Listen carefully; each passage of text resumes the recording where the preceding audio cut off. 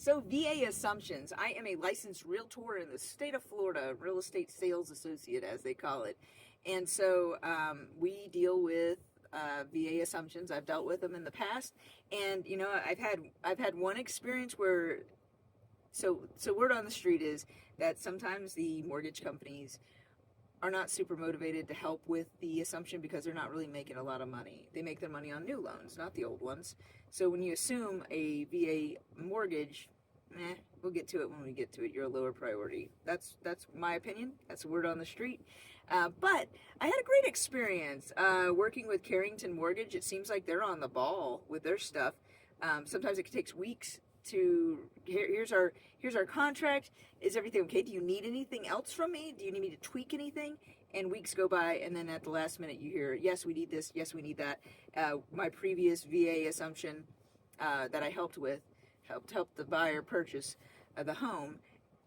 We got down to the closing table, and the title company was like, we still have questions for them. Like, we do have all the documents, we can close and sign today, but they haven't verified XYZ. And come on, guys, it's ridiculous. We were under contract for over 90 days on that one. But Carrington Mortgage, that was a different mortgage company, Carrington Mortgage, they reached out to me the day after I got under contract, and I was like, wow, that's crazy, that's amazing.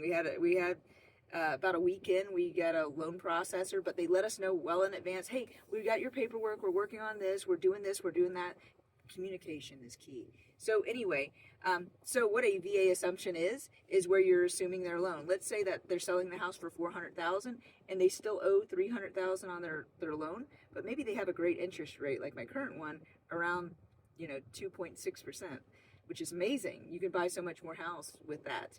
So $400,000 house, their mortgage is $300,000. They still owe $300,000. So the buyer has to come up with the additional $100,000 to fill that gap between $300,000 what they owe on the loan and $400,000 what the sales price is of the house. So $100,000. So if you've got cash, a VA assumption might be the way to go for you.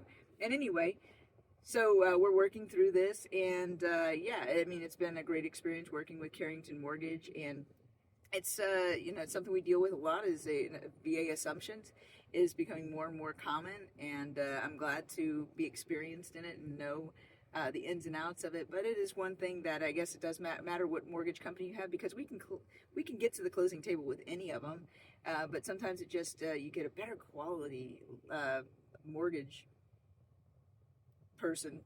company. So Carrington Mortgage has been great so far. And I have a property under Carrington Mortgage. It was sold to them, so I'm kind of delighted now. When I pay my bill, I'm like, you guys were okay. I like you.